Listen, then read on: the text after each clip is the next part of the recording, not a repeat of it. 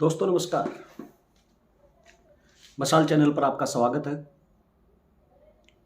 और आज हम ग्रामीण सफाई कर्मचारियों के जो आगामी समय के अंदर अभियान हैं उसको लेकर आपके बीच में पेश हुए हैं।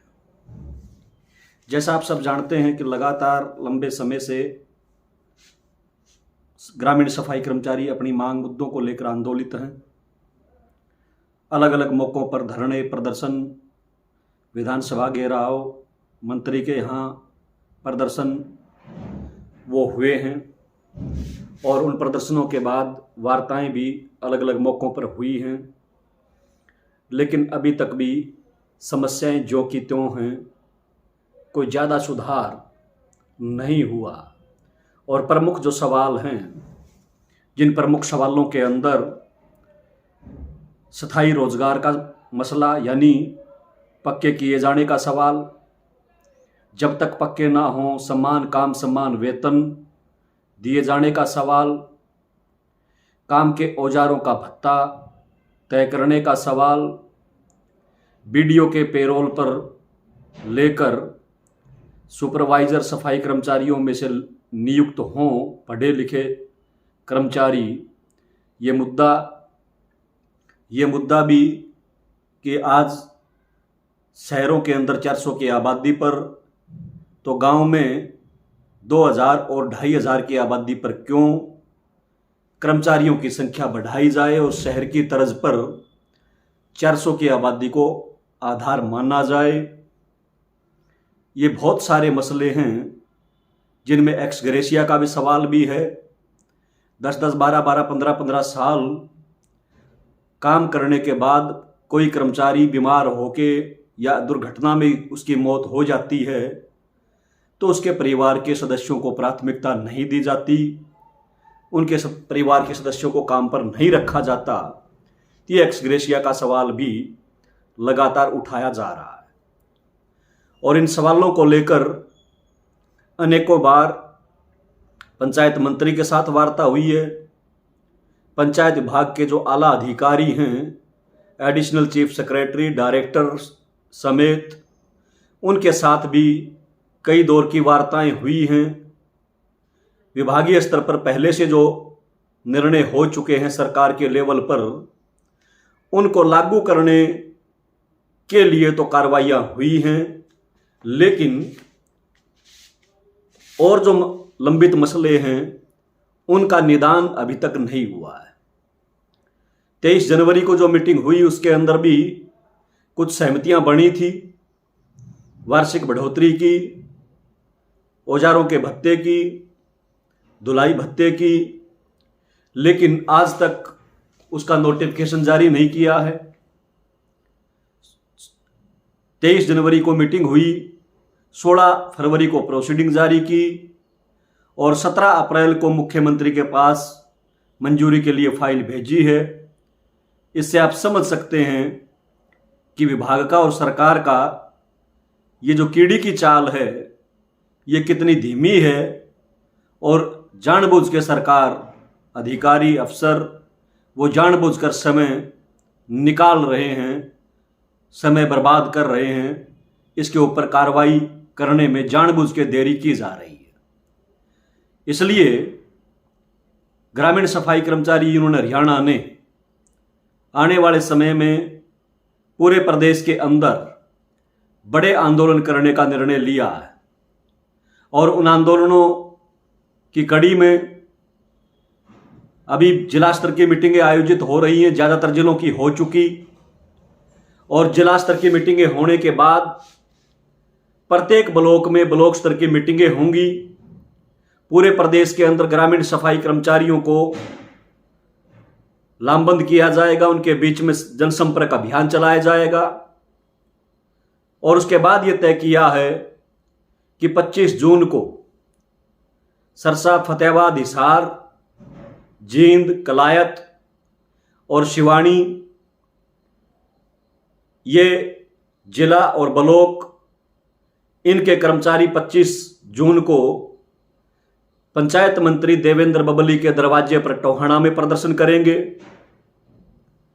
इसी प्रकार 2 जुलाई को फरीदाबाद, पलवल, मेवात और गुड़गांव का सोहना ब्लॉक, इन जिला और ब्लॉकों के सफाई कर्मचारी हरियाणा सरकार के जो परिवहन मंत्री हैं मूलचंद शर्मा, उनके दरवाजे पर फरीदाबाद में प्रदर्शन करेंगे।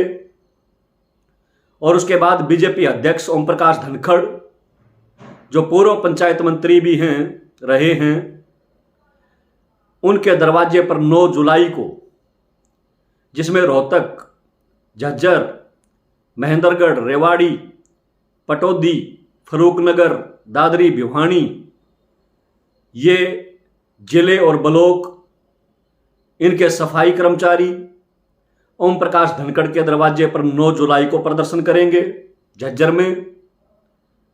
और अंतिम प्रदर्शन वो 16 जुलाई को करनाल में आयोजित किया जाएगा, मुख्यमंत्री के विधानसभा क्षेत्र यानी गृह डिस्ट्रिक्ट के अंदर 16 जुलाई को, जिसमें बाकी और जो जिले बच गए उन तमाम जिलों के कर्मचारी वो 16 जुलाई को करनाल के अंदर प्रदर्शन करते हुए हरियाणा सरकार से अपने मांग, मुद्दे, मसलों के समाधान की मांग करेंगे। और इन प्रदर्शनों के अंदर पूरे प्रदेश भर से, हर ब्लॉक, हर जिला से हजारों सफाई कर्मचारी लामबंद होंगे। वो इन प्रदर्शनों के अंदर शामिल होकर अपनी मांग, मुद्दे, लंबित जो मसले हैं उनके समाधान की मांग हरियाणा सरकार से करेंगे। इसलिए मैं हरियाणा सरकार से, पंचायत विभाग से यह अपील करना चाहता हूं कि ये जो आंदोलन है कर्मचारियों का, इस आंदोलन के मद्देनजर हम आपके पास जो अपना मांग पत्र बार बार भेज चुके हैं और जिस मांग पत्र के ऊपर वार्ताएं भी कई दौर की हो चुकी हैं, आप इन मांगों का समाधान बिना किसी देरी के करें, बिना समय गवाएं, इन मांगों और समस्याओं का निदान करें। अन्यथा पूरे प्रदेश के अंदर ये ग्रामीण सफाई कर्मचारी लामबंद होगा। बीजेपी और जेजेपी गठबंधन की जो सरकार है आज हरियाणा के अंदर, इस सरकार के खिलाफ पूरे प्रदेश में लामबंद होगा। और आने वाले समय में ना केवल ये प्रदर्शन होंगे, बल्कि हम साफ तौर पे कहना चाहते हैं कि 16 जुलाई तक ये जो प्रदर्शनों का हमने कार्यक्रम तय किया है, 4 जोन बनाकर पूरे प्रदेश को 4 हिस्सों में बांटकर, अगर आपने 16 जुलाई तक हमारी मांगों का समाधान नहीं किया तो 23 जुलाई को पूरे प्रदेश के ग्रामीण सफाई कर्मचारी यूनियन के कार्यकर्ताओं की हमने मीटिंग बुलाई है रोहतक के अंदर। और उस मीटिंग में हम हड़ताल का निर्णय लेंगे, हम हड़ताल भी करेंगे, चक्का जाम करके, काम बंद करके, हर बीडीओ दफ्तर के सामने, डीडीपीओ दफ्तर के सामने हम बैठेंगे।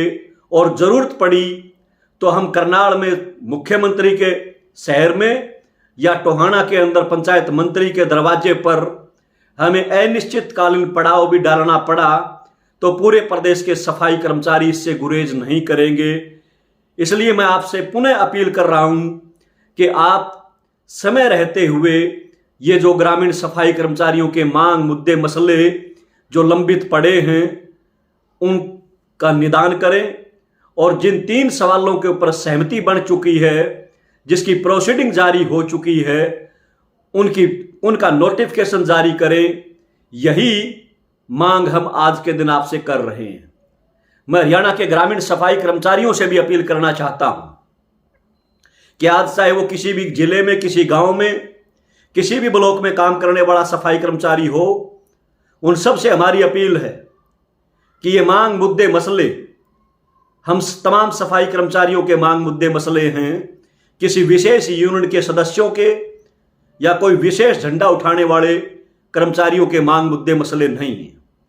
इसलिए आज चुनाव का वक्त है, 1 साल बाद लोकसभा के चुनाव होने हैं और ठीक उसके 6 महीने बाद विधानसभा के चुनाव होने हैं।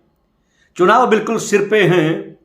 तो ऐसे हालात के अंदर हमें अपनी एकता को बनाना चाहिए, एकता को मजबूत करना चाहिए।